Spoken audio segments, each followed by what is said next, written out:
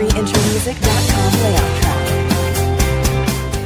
La Lombardie et la Vénétie organisent dimanche un référendum pour réclamer davantage d'autonomie à Rome. Longtemps passé inaperçu, ce scrutin prend une teinte particulière après le vote d'autodétermination de la Catalogne.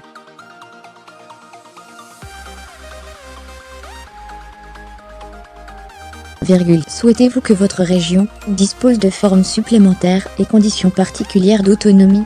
C'est à cette question que les électeurs lombards et vénitiens sont appelés à répondre de 7h à 23h, 5h à 21h GMT.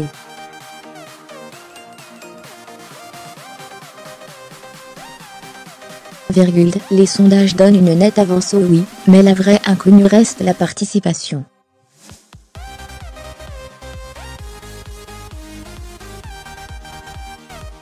Ces deux régions parmi les plus riches d'Italie représentent 30% du PIB du pays.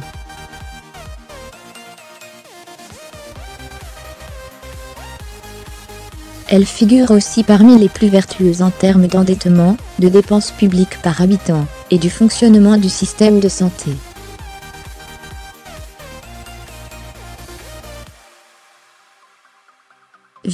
Elle présente à elle deux un solde fiscal, différence entre ce que les habitants versent comme taxes et impôts, et reçoivent comme dépenses publiques, de quelque 70 milliards d'euros.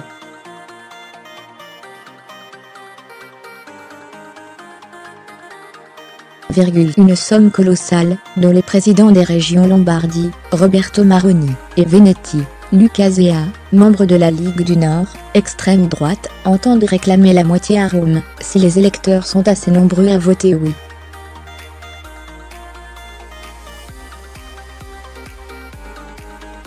Ils estiment en effet que cet argent est mal utilisé par Rome, et pourrait l'être de manière beaucoup plus efficace, y compris via des partenariats entre régions.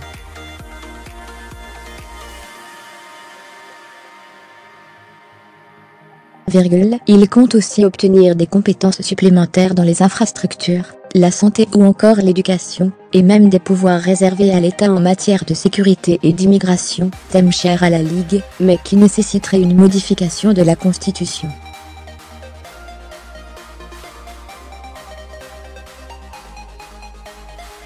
Contrairement à la Catalogne, ce référendum consultatif est prévu par la Constitution italienne.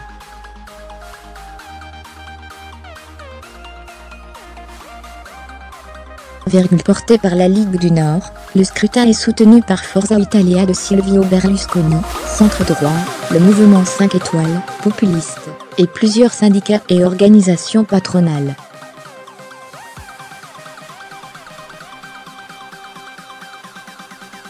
Le Parti démocrate, centre-gauche, au pouvoir, n'a pas donné de consigne, mais plusieurs de ses ténors, comme le maire de Milan, voteront oui.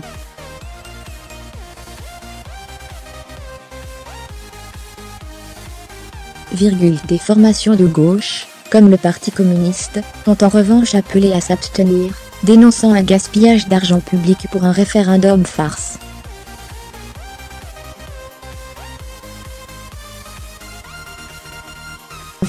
La facture devrait s'élever à 14 millions en Vénétie, mais frôler les 50 millions en Lombardie, qui a choisi le vote électronique, avec l'achat de coûteuses tablettes.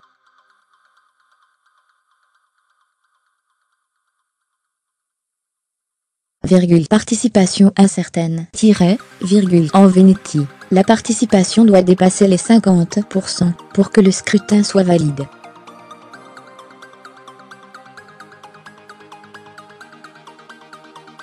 Les habitants de cette région, où l'identité est forte, et le tissu économique composé de multiples petites entreprises, semblent mobilisés.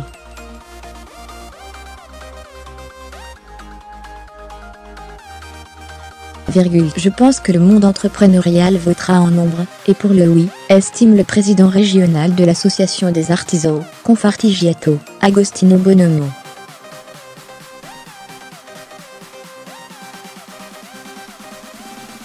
Il espère que l'autonomie profitera aux entreprises, en permettant de récupérer des ressources, et en créant des juges de paix locaux plus rapides.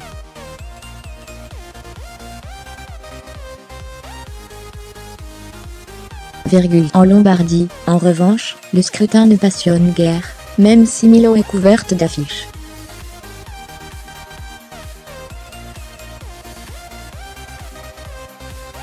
Aucun quorum n'est prévu. Monsieur Maroni assure qu'une participation supérieure à 34% serait un succès, mais ses adversaires du PD jugent qu'en dessous de 50%, le scrutin sera un flop.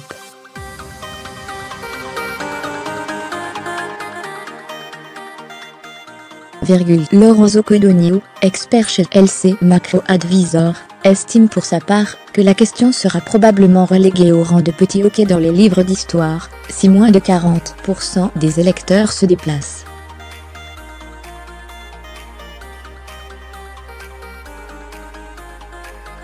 Alors que l'Espagne est dans toutes les têtes, Nicolas Lipo, professeur de droit constitutionnel à l'université Luis de Rome, juge que les similarités avec la Catalogne sont minimes, le sentiment indépendantiste n'étant pas très diffusé dans les deux régions.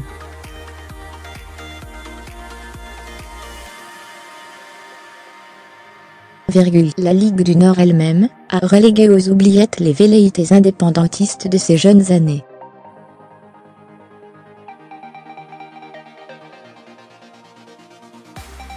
Monsieur Maroni n'a ainsi eu cesse de répéter que le référendum se déroulait dans le cadre de l'unité nationale, et qu'il visait à réformer les rapports entre le gouvernement central et les gouvernements régionaux.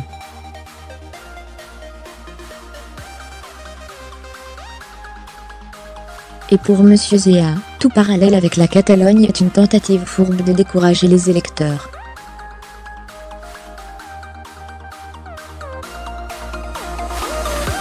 Les vrais indépendantistes, très minoritaires, soutiennent le référendum, qu'ils voient comme un galop d'essai, même si l'autonomie est pour eux vouée à l'échec, car l'État, assure-il, ne cédera pas aux revendications notamment fiscales.